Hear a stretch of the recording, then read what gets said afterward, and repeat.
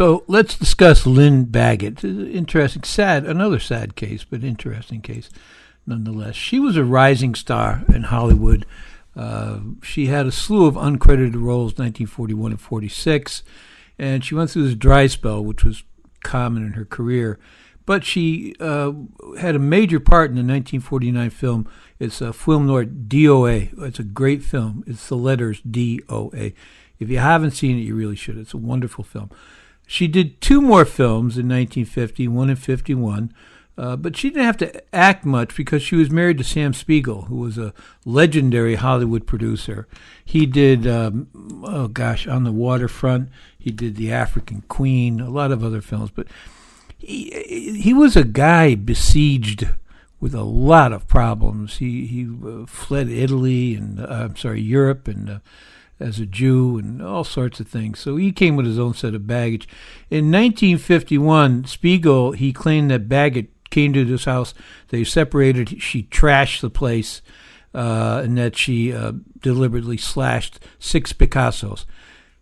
Yeah, maybe. Spiegel was a guy prone to stretching the truth, but so who knows what actually happened. So the next year he filed for divorce, and he claimed that she had cheated on him multiple times with, among other people, John Huston, who was a notorious swordsman in Hollywood.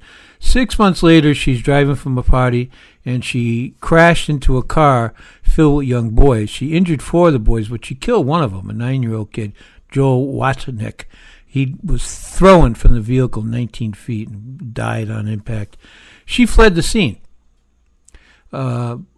Worse yet, according to her, she came back after she drove away and realized, oh, what have I done? And turned around and saw the boy dead on the road and took off again. So 2 days later, they found her car in a repair shop. They had a basic idea of who was driving it, what kind of car it was. And they found it getting repaired.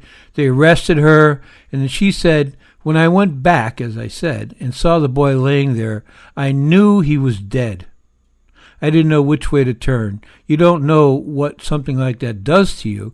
I wish I had been killed instead of the boy. Well, noble words. She was charged with manslaughter. You kind of wonder why they shouldn't at least go get an ambulance for the kid or something. She was charged with manslaughter, good, fleeing the site of an accident.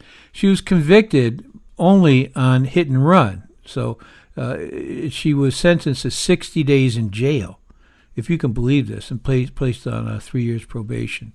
So basically, she didn't do the 60 days, the complete 60 days, but she was sentenced to 60 days for murdering a kid and harming 3 others. It was a remarkable light sentence, and the public was very angry that she got away with it, and it ended her career for all given purposes. So in 1959, with her career dead, her husband gone, she attempted suicide. That didn't pan out, and then in 1960, she was found dead in